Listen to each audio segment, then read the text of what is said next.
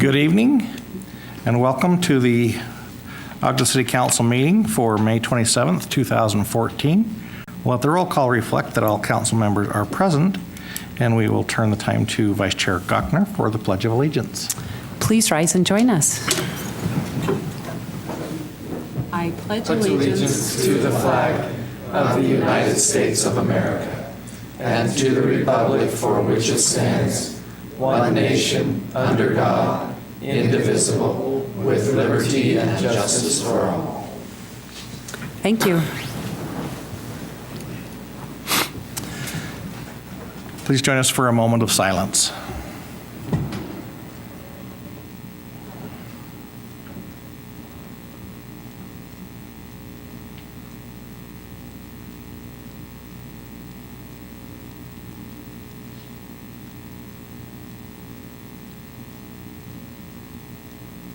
Thank you. The next item on our agenda is some public hearings. The first is for fiscal year 2014 budget amendment concerning 33rd and Pacific Detention Basin. And we will hear from,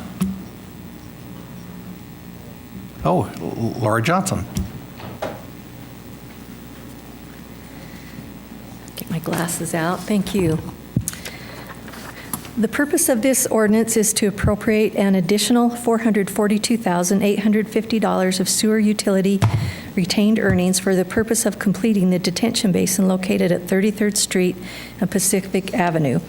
And initially, this was to be done over 2 fiscal years, but in order to save funds and allow the better utilization of costs and be able to get things done, the entire project should be funded in fiscal year 2014. It would make the total project cost $792,850. And we would request adoption of the ordinance after the public hearing of 2014-21. Any questions?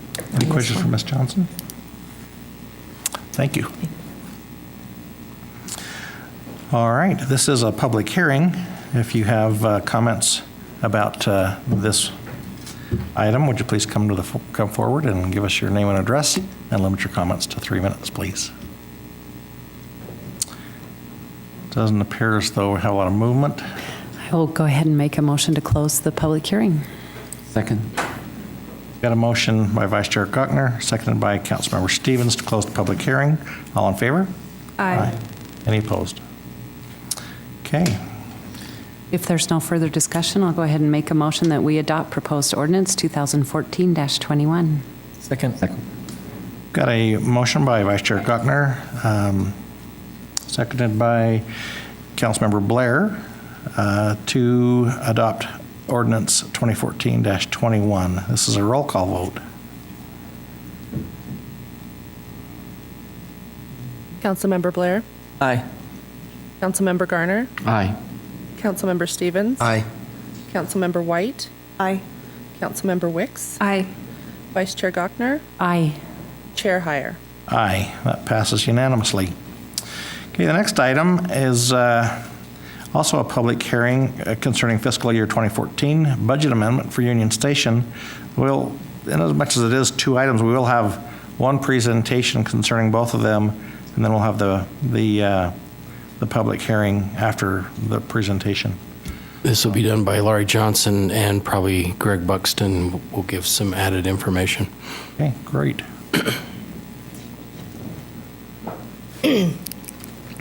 The first order of business is to, which didn't require the public hearing, as Council Chair Heyer stated, is to amend the capital improvement plan for fiscal years 2014 through 2018. And what this would do is add project Union Station 035 called Union Station Renovation. And what that does is allows all of the Union Station renovation into one CIP project rather than just a miscellaneous project, and it clarifies that. So we would request adoption of that by ordinance to add that to the plan. When it comes to the budget, what we're doing is the purpose of the budget ordinance is to transfer $88,648, which is currently in CIP, to the allocated to the Union Station. And what that would do is come to the general fund, and that would be used to pay a portion of the Union Station utilities and other minor operational costs. And the action also transfers $200,000 from the Union Station various CIP project to the Union Station renovation project, which I just mentioned. And this money would be used to fund the scope, program, and design of the Union Station Museum as for a kickoff of their capital campaign. So any questions on the budget portion? And then Mr. Buxton could address specific issues to Union Station in general and the capital campaign. Questions about the budget? Thank you.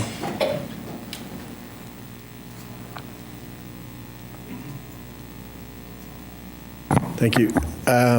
This transfer of funds shows Ogden City's support to the Union Station Foundation as they kick off a capital development campaign for this renovation of the building. And we're looking to do about a $10 million renovation to the building.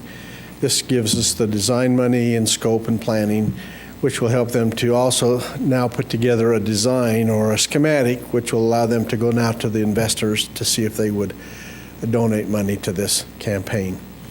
Part of the money that Lori mentioned, the $86,000 that would be used for paying and assisting with utilities. Okay, now they come up short on occasion with utilities, and it would be our hope that we can stretch this money out as long as it takes to get through the renovation, along with what they bring in each month. So, any other questions?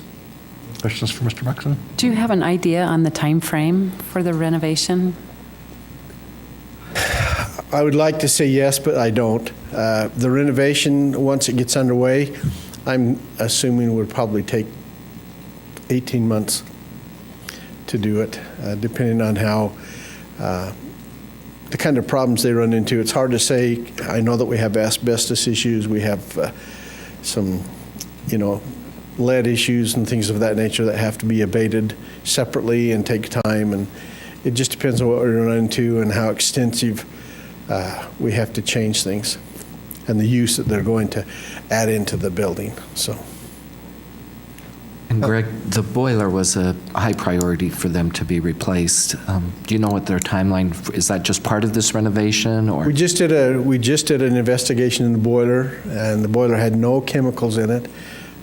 We were doing a little repair, and part of that repair will come out of that $86,000. The repairs are going to be between $5,000 and $7,000 to repair the boiler. And just depending on how bad the piping system is in the facility, which is pretty bad. It's an old facility, and we're hoping that we can get this renovation done. They need to understand, too, as we raise these funds in the capital campaign, we get to where we can see we're coming towards the end. Then we will approach the governor and see if the state will assist us with operation and maintenance money for the future.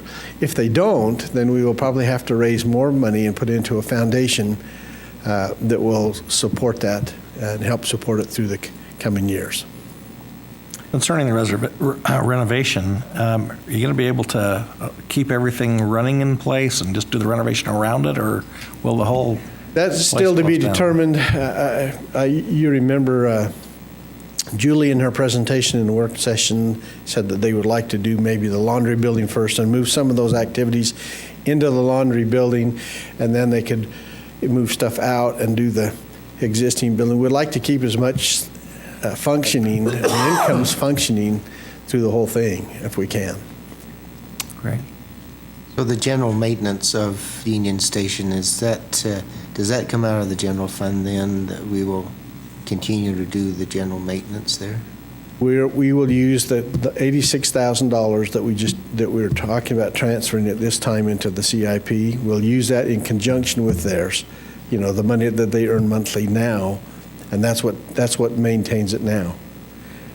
Doesn't come out of the general fund, only as appropriated in a CIP type project. Any more questions? Thank you. Welcome. Okay, now is a good time for public input. Since this is a public hearing, if you have any items or any concerns or questions, if you could come now and state your name for the record and limit your comments to 3 minutes.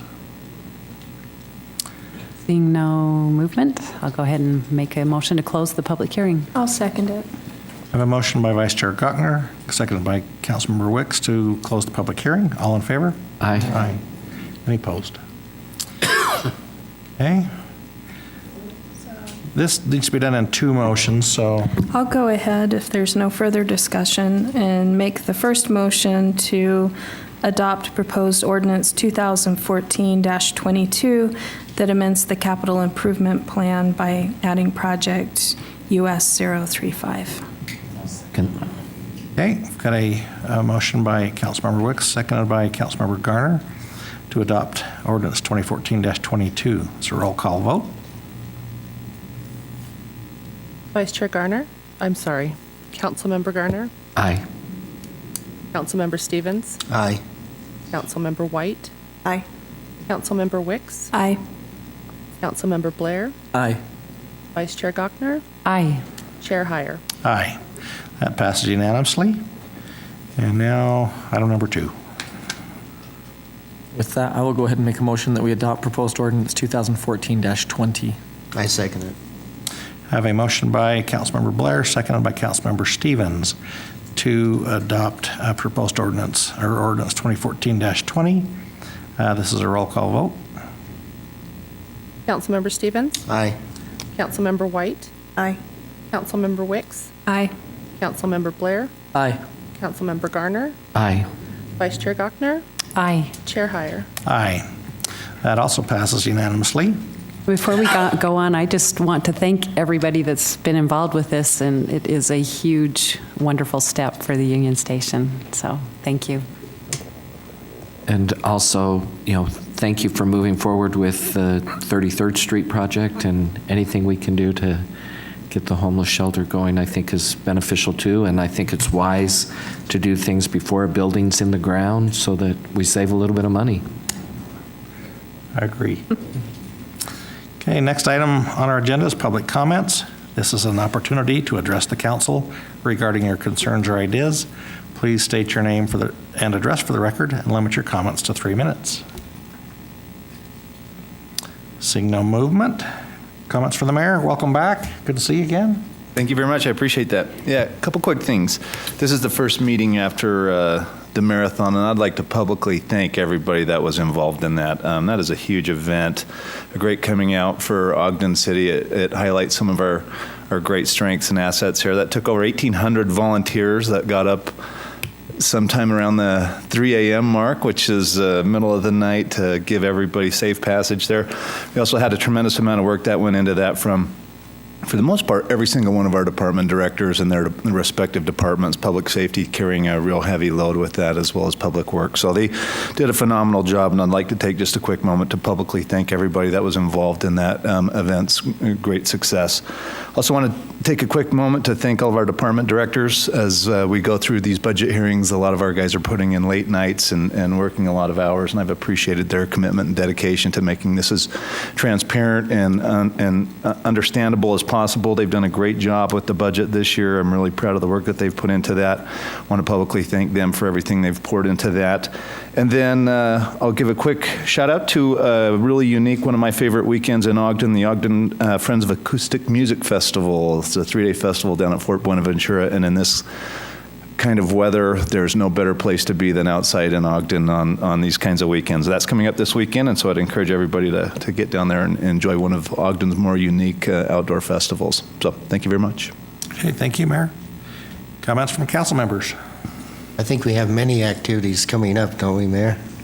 It'll be a busy summer, our busiest. Okay, any other comments? All right. Motion to adjourn. Second. A motion by Vice Chair Gochner, seconded by Councilmember Blair to adjourn. All in favor? Aye. Any opposed? Okay, just as a reminder that the lineup for meetings tonight, we will go into a special redevelopment agency meeting, followed by a municipal building authority work session, followed by a redevelopment agency work session, and then a city council work session. And those items that will be discussed are listed on your agendas.